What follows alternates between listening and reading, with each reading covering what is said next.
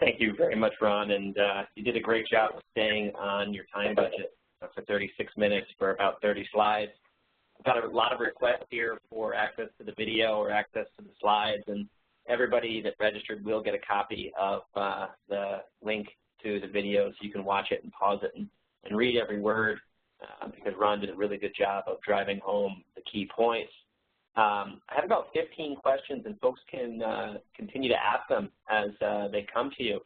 But Ron, I'm just going to kick it off. And, you know, the first question is about the history of the company and the technology. And, you know, the individual asks, where did the technology come from?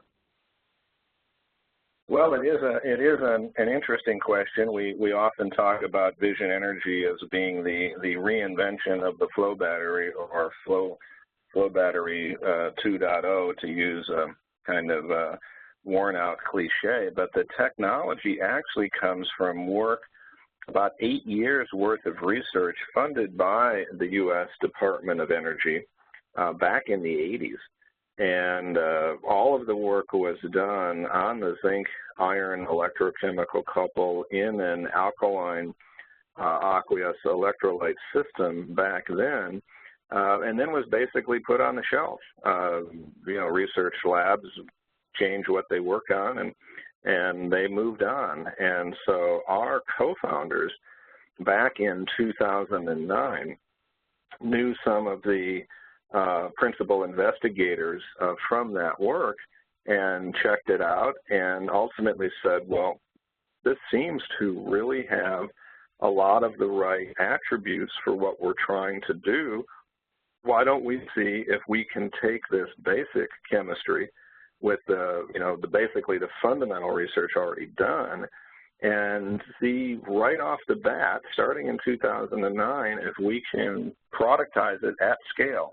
So Vision never really spent any time, even in the beginning, working on a little lab bench system to see if they could make a system work, and then later on try to figure out how you could make something of useful size. The team, since 2009, has been working on full-scale realization, and all of our IP that's come since that time relates to multiple dimensions of innovation, whether it's in 3D fluidics and mechanical engineering work or control systems work or material science or electrochemistry itself, of course, so that you can go through, I think, what was historically 6 generations of prototypes and about 700 different, it's over 700 different cell designs to get to the point we're at now with a system at scale that is manufacturable, that is in production, and still delivers on performance versatility and low cost and is intrinsically safe. But it actually started out with DOE work way back when and has been brought into the modern day based on the efforts and accomplishments of this team over the last 6 or 7 years. Thanks a lot, Ron. And you know, I've counted up at least 5 questions here asking about our competitive all-in cost versus lithium-ion systems for utility-scale deployments. How would you like to talk about that?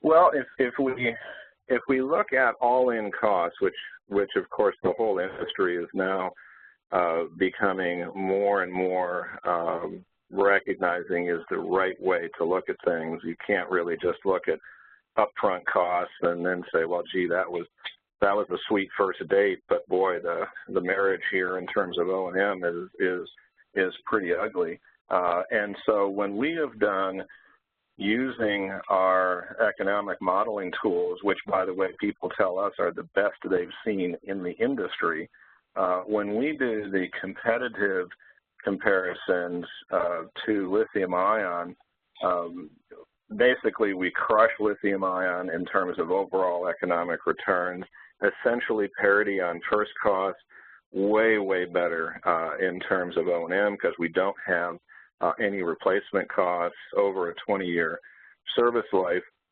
and we just get more usability and flexibility out of the nameplate ratings than lithium-ion as well. So I think on an IRR basis, it's a 4 to 5 point difference overall that we see. And the only criticism we get in all of our competitive usage of this set of modeling tools is that we're generally being too conservative about ourselves and too generous about the assumptions, which of course for us to some degree are guesswork that we're allowing competitive solutions to have. So it's a pretty compelling financial difference. Thank you. Thank you. So can you describe the analyte and the catholyte chemicals and what the product transportation and commissioning process looks like? Well, there's a zinc side and an iron side, and I'm not the electrochemist in the company here, so I'll try to keep my comments a little bit high level to not get myself in trouble. But the zinc side is fundamentally based on zinc oxide. Zinc oxide is the same as sunscreen. So this is a liquid metal system, so we are plating and deplating zinc on the zinc side, and that actually gives you a number of advantages in terms of how you can push power, but as anyone will tell you who has a metal-based system, there are some quite important problems to conquer if you want to get long life out of that system. And that's a big part of Vision's IP, is how do you have the advantages of a deposition-based system and not have the disadvantages, and that's what we found a way to do. On the catholyte side, the primary compound is called yellow prussate of soda, YPS. It is actually a food-grade additive that gets put into baked goods and other things where during shipping, if you don't want them to cake up before the customer opens them in their kitchen, it gets used for that. And so you have not only the overall abundance, of course, of iron and zinc in the Earth's crust, you actually have the identical compounds, what I call the big bags of white powder, that are used in our chemistry that are already in volume supply on a global basis for industries that have nothing to do with energy. In terms of how transport is done, the system is shipped dry. It's shipped empty, and then the powdered compounds are mixed in with local water at the site, which is what we call pour up, and then put into the tanks of the battery itself, and the system is fired up, and you close the doors and come back a year later and check things out. Thank you. Thank you. These questions continue to pour in. So somebody's asking a clarifying question about the need for HVAC in field applications, specifically in the desert and hot climates. Well, the reality, of course, of deserts and hot climates is what kind of desert and how hot a climate. I mean, you can have hot climates like Arizona that may not be like hot climates in Kuwait or something like that. As we mentioned in the presentation, our sense is that our system really only cares about the average ambient temperature over a 24-hour period. So, for instance, if you're in the United States and you have very hot desert areas in the United States, they will be the ones that tend to get quite hot in the afternoon, but also quite cold at night.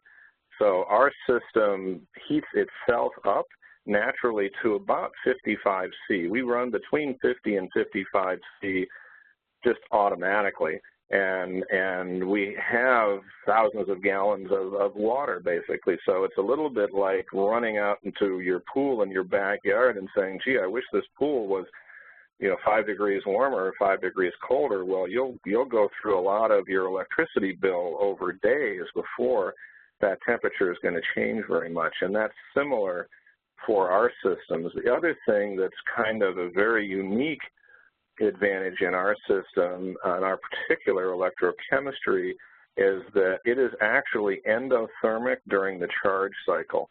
So if you're matched with solar, if you're a part of a big PV installation and you're going to get that maximum power off of that array, that PV array, for, say, 2 to 3 hours, and you want to make sure you can fully charge the battery and capture all of that for maximal use later on, then first of all, you need to have a battery that can fully charge at max power in a couple hours. But secondly, the fact that our battery is actually thermally helping itself out while it's charging during that peak of afternoon temperatures is an advantage as well. Thanks, Ron. Thanks. A couple more here. So can you describe the Black & Veatch process? And several folks have asked for the report. How might they get a hold of the report? Well, Black & Veatch, of course, is a $3 billion engineering company. We went around to all of the banks that we're currently in discussions with relative to project financing, because we recognize that a growing fraction of storage deployments will be done via financing, exactly as has happened with solar over the last several years. And we knew that the banks did not have the time or the internal expertise to assess the technology or to assess an early stage company.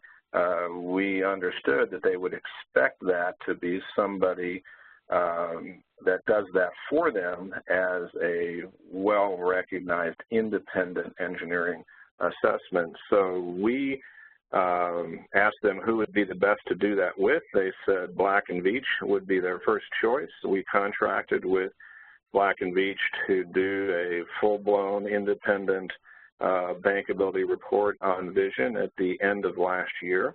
They spent 6 months going through every aspect of the company, the technology, the product. They sent a team down to Jabil in Florida and went into all the nuts and bolts of assessing the manufacturing floor side of things as well, and came up with a report that ultimately has an executive summary version, which we are distributing openly, and then there is a full-blown complete version of that report, which we're distributing, of course, when there's serious interest and under NDA. But overall, it's a quite important step to take. The collaboration with Black & Veatch was extremely productive over the first half of this year, and I think that the official announcement of them doing that report for us will be sometime next week. So this is kind of advance notice. Thanks, Ron. Thanks. Several questions in here around the power degradation rate over time with respect to battery usage, duty cycle, and cycle life. I think we might have touched on it, but can you reiterate and talk about the battery power degradation rate over time and use cases? Sure. It's really simple. We don't have one. This is one of the advantages that I had mentioned earlier about a liquid metal-based flow battery system. Particularly when you look at the morphology of the deposit in an alkaline-based system, and with a lot of the other things that we have optimized in the overall system design, you just don't have a battery that really cares about being cycled. There isn't, as long as the membrane remains protected, which ours does, the idea of putting it through one kind of cycling or another just really doesn't bother this kind of a battery. In fact, if you do very, very complete charge and discharging cycle, that's practically a rejuvenating event for this kind of a system, and we've maximized that in how we've developed this overall system from both an electrochemistry and a control standpoint, which is completely transparent to the end customers. So we don't have a degradation curve per se, period. Thanks, Ron. The next few questions, I kind of bundled them together into one, are about our financial analysis tool and how to work with vision. And so, you know, various folks are interested in getting the opportunity to see and use these tools. And how should they do that? Well, we spent a year developing this economic modeling capability. We did it over multiple iterations and in concert with key players up and down the food chain that we work with, so we consider it to be quite fine-tuned now. You never say never, but it's very sophisticated, and we look at it as an inherently objective tool set. So when somebody wants to work with vision on a particular project coming through our sales or our marketing or our biz dev kind of organizations, we sit down with our applications engineering team and we look with them at the level of the total project. We look at things like, well, what's the right way to do PV sizing compared to battery sizing, or whatever the renewables technology might be, if it's being integrated with renewables. Sometimes it's storage services only, and so it's all about what are the mix of services you're trying to support and what kind of problems are you trying to solve and what kinds of economics are you trying to solve for. And we just openly sit down and take all of the information we can get from the customer and everything that we can put in terms of our technology and all the other assumptions of PCS and you name it. So it's a total system analysis. It's not a battery-only analysis. And then we see, does this opportunity pencil out or not? If it doesn't, it doesn't. If it does, okay, here's how to make it pencil out better. Here's a way to further optimize the system, and then we go from there. So it's very much a part of our customer engagement process, and it's done on a totally open basis. Okay, last question, and I know there are others. There's about 50 here. I've tried to group them the best I can, and we'd be happy to meet with you one-on-one to address your questions if you have them after this. But this one's about multi-service control, right? We talk about being able to do energy and power from one platform. You know, tactically within a project, how does that happen and how is it managed? Well, it's a very good question. I think it's one of the less well-developed answers in the industry right now, frankly, because I think you're seeing a lot of controls expertise to date that has been developed in, for instance, in PJM in America, where you have a fairly narrow application case. It's been lucrative, or at least it used to be lucrative, and so you had a lot of people rush in there, and you really fine-tuned the overall technology and system deployments into sites for PJM. Now when you say, gee, I want to go work with a controls company who knows that, and I want to go do it for a different kind of application set, or I want to do something that covers multiple different aspects of services, which you may not want to try to support those simultaneously, literally at the same time, but you may want to deploy a system, particularly if it might be doing behind-the-meter work for one purpose and selling across-the-meter work on a contracted services basis for another purpose.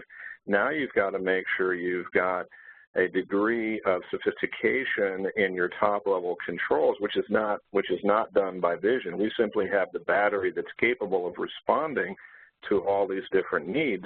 But ultimately, we have to partner with the controls kinds of companies that can cut across that full width of applications opportunities and then respond accordingly on both sides of the meter. And I think we're seeing some controls companies that are getting most of their historical development and momentum from behind the meter opportunities, and some others that have had more high-level complex experience dealing with utilities in front of the meter opportunities. But I think where the world is going is more and more in the direction of all of the above, and so I think that's going to be a very important area over the next year or two to match the versatility of our product with a corresponding versatility of how you can realize that full value proposition in kind of a next generation level of controls. And there's a lot of great companies that we're working with on that now, but that isn't something that Vision does by ourselves. We do that via our strategic partner. Thanks, Ron. That's the end of the Q&A session, everybody. I'm going to respect everybody's time. I know a lot of you are reaching a hard stop in 3 minutes. I'm going to go ahead and end this in a couple minutes. I just want to thank everybody for coming. I want to let everybody know that this is the first of 8 or 9 different Vision webinars that we like to host this year. That's going to grow to a list of guest speakers that goes well beyond Vision employees. Lots of questions in here around commercial industrial applications and even one on residential applications. Our next webinar will be focused strictly on the discrete economics of commercial industrial energy storage in a particular state. We're going to run through some case studies, look at some sensitivity analysis, and walk you through the project development process all the way from project planning, economic modeling, costing, operations and maintenance, and proposal development. We're looking forward to that discussion. We hope you can join us then. Tell your friends, email me directly. This is Mike Renaud. You've got my email if you got the invite to this, for topics you'd like to hear, and we hope this was a good experience for you as well. Have a wonderful day.